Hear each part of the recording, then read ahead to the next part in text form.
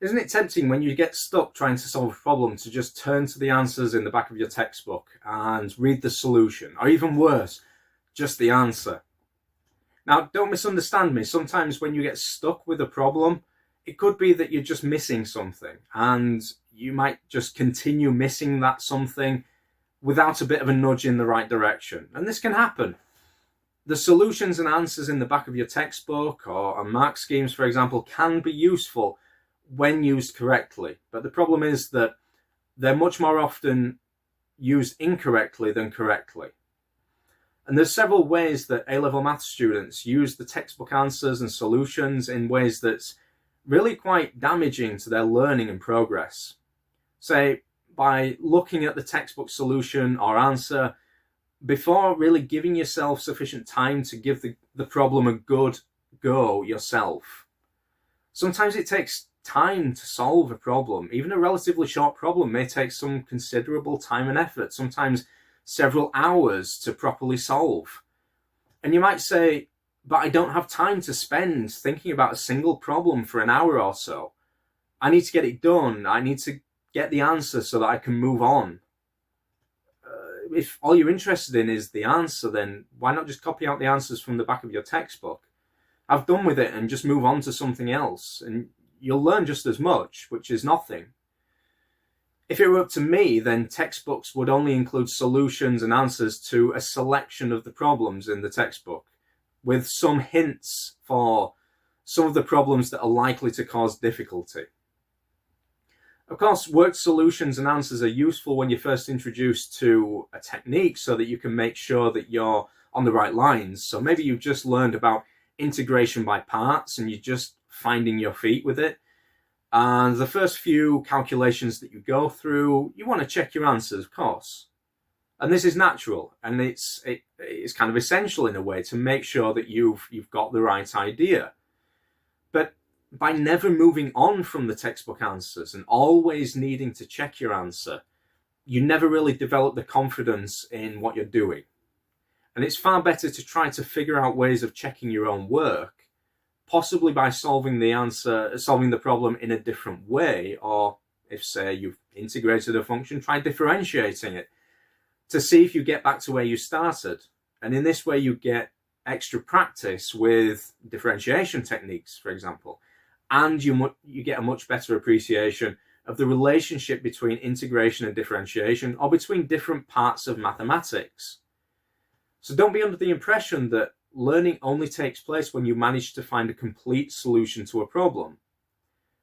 Simply making a sincere attempt to solve a problem, but yet not quite arriving at a complete solution, is still great for your learning and development in problem solving, because you're learning to see things from different perspectives. And very importantly, you're learning potentially what doesn't work. And it's just as important to know which techniques don't work in certain contexts. By trying things out and finding that they don't work, this eventually registers somewhere in your mind, and you'll automatically start to steer away from certain things that you intuit are not going to work.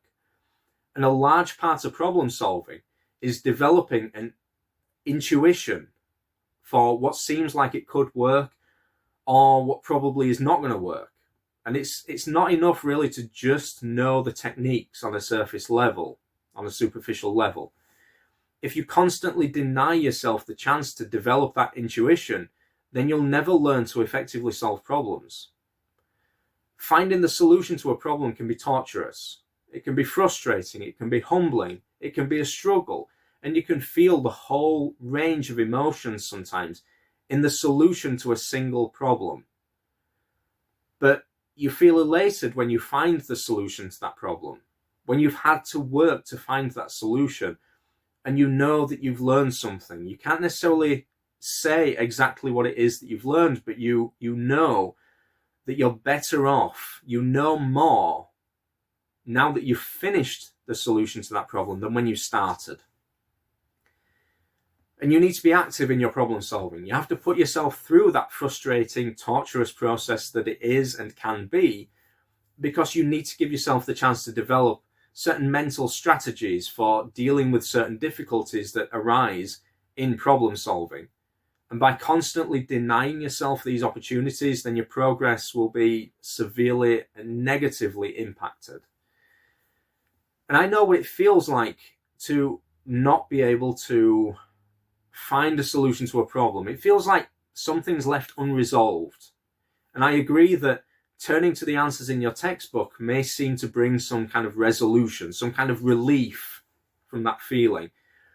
But it comes at a price.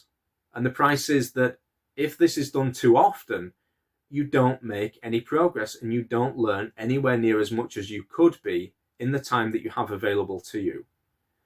Sometimes it's better to just leave a problem unsolved temporarily. Maybe now's not the right time for you to solve this particular problem. Maybe in a couple of weeks you'll be in a better position to solve it. Just leave it for now.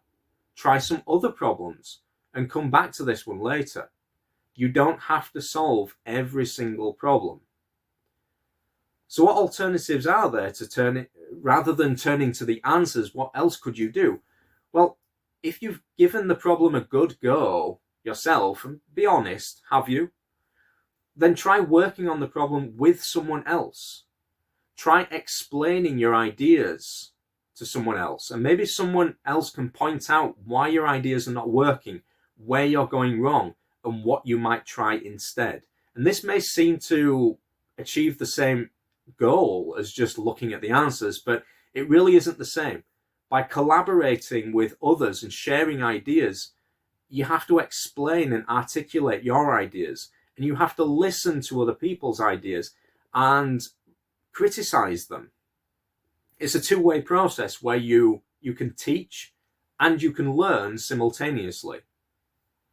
The vast majority of A-level math students will ignore what I say here. They won't believe me, and they will continue to reach for the answers at the first sign of any difficulty when it comes to trying to solve a problem. And there's nothing I can do about that.